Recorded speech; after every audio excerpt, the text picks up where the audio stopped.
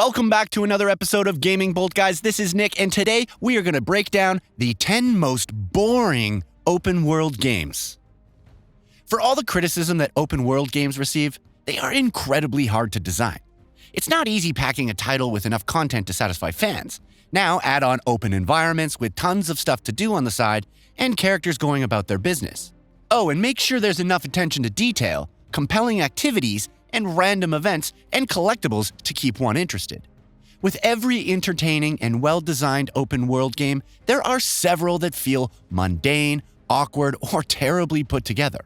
Let's take a look at 10 of the most boring open-world titles. Ghost Recon Breakpoint. If there's one thing that stuck out the most when first playing Ghost Recon Breakpoint at launch, it's how utterly dead Aora felt. There was no seemingly semblance of normal day-to-day life, with environments that felt sterile and samey. Sure, the setting had a lot to do with it, whether it was the whole island belonging to the military contractor, or the occupation of Colonel Walker and the Wolves forcing much of the populace into hiding. But it seems like this was all done just to reinforce the Skeltech drones as true indigenous life. And it doesn't help that the Wolves were fairly disposable as well. Combine all of this with boring activities and terrible storyline, not to mention tons of bugs and copy-paste outposts, and you'll beg for Wildlands Bolivia. New paid content and updates, including the return of AI squad mates, helped improve the overall experience, but it was a disaster at launch. Dying Light. Another example of a launch title's open world feeling fairly dull was Haran in Dying Light. Yes, it had its share of NPCs and random survivors, not to mention airdrops, but the base story was pretty forgettable, as were many of the major characters. Even combat with the infected and running from volatiles at night, cool as it may have been initially, started to wear thin. Fortunately, Techland took several measures to address this, adding dozens of new weapons, new weapon rarity levels, including new fantasy weapons, overhauled quarantine zones, parkour challenges with leaderboard support, and much more. It even added a new legend system for post-game leveling, bounties, firearms, new PC models, and so much more, along with the following expansion. Not to mention all of the limited time events and new modes. Rust. When you're watching a number of personalities building a community in Rust and starting wars, it can be enthralling. Playing Rust, however, is a different story. It was a fairly big deal at launch due to the sheer Wild West nature of it all, as you started out with less than nothing, befriended other players, betrayed them in cold blood, and did everything possible to survive in this new, unorthodox, and puggy environment.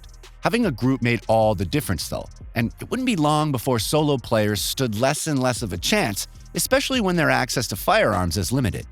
With the sheer amount of work required to build things up and maintain them, not to mention the threat of other players coming along and ruining it all, Rust was just like a constant uphill battle with little to no payoff. And that's not even taking into account the issues with cheaters. Need for Speed Payback. Also known as the Need for Speed that got everything wrong, Payback is just a bad time all around. Could you imagine a Need for Speed title, much less one centered around street racing, not having normal police chases during free roam? They instead trigger from an activity called bait crates, or relying on loot boxes tied to microtransactions for customizing one's vehicle, or terrible racing mechanics that cross the fine line between simulation and arcade into straight-up nonsense. While Fortune Valley isn't completely worthless, it was still a slog to play through, especially when the main story missions were overtly scripted and terribly executed. Fallout 76. If you've been following Fallout 76 since launch, then you likely heard about its many, many problems at the time. From nukes that crashed the server, and thousands upon thousands of bugs, to lackluster side quests, no human NPCs, and a story that played out over audio logs. It was a mess. Did we mention it was inherently ugly and unappealing? Bethesda has improved things and added new content over time, whether it's limited time events, the return of factions, extensive quest lines involving actual NPCs like in Wastelanders, or vaults to explore in raids, though those were subsequently removed. And it's all fine, nothing inherently amazing compared to other live service titles, but definitely better than launch. It's definitely not for everyone, and compared to some of the very best open world games in the past few years, Fallout 76 still feels several steps behind in terms of design and storytelling. Mirror's Edge Catalyst. Like many fans of the first game, I was thrilled to see Mirror's Edge finally getting a sequel after languishing for so long. Mirror's Edge Catalyst opted for an open world as opposed to the linear missions of its predecessors, and the results were, well, they were mixed. It's bad enough that the environments all felt one note after a while, even if you did have the freedom to choose your own route, limited as it was, but the overall side content just felt repetitive and unoriginal while lacking polish. The user-created time trials were a nice touch, but as a whole, the open world felt tacked on rather than serving an actual purpose. SABLE. Shedworks' SABLE is a very understated endeavor, one that feels more like a pure adventure title than an open world chock full of things to do. The game's environments are barren and in more ways than one, setting the mood when exploring ancient structures and spaceships. You'll learn more about the world, complete tasks, and fashion different masks, and ultimately partake in a rite of passage. While it's all fairly laid back, think like super light Zelda-style gameplay without combat, sometimes that atmosphere gives way to tedium. The characters themselves are appealing enough, but the moment-to-moment gameplay can either feel meditative or ultimately dull depending on your mood. That is, when the hoverbike navigation isn't being a pain. Lake. Like SABLE, Lake is also a somewhat meditative, slower-paced open-world experience. Software engineer Meredith Wise is looking for quite a change of pace and ventures to her hometown of Providence Oaks to deliver mail in her father's place. It's a 2-week vacation, and due to the late 80s time period, there are no cell phones or internet access to keep one busy. The player can deliver mail, choose who they interact with, and spend time with, who to romance, and ultimately whether to return to Meredith's old life or settle down in her hometown. The problem with that is that the mail delivering part feels tedious while the characters are a bit off overall, which can be an issue given how character-focused the plot is. Again, there are plenty of chill aspects to the game, it's just that there's very little by the way of stakes, intrigue, or excitement. Mafia 3.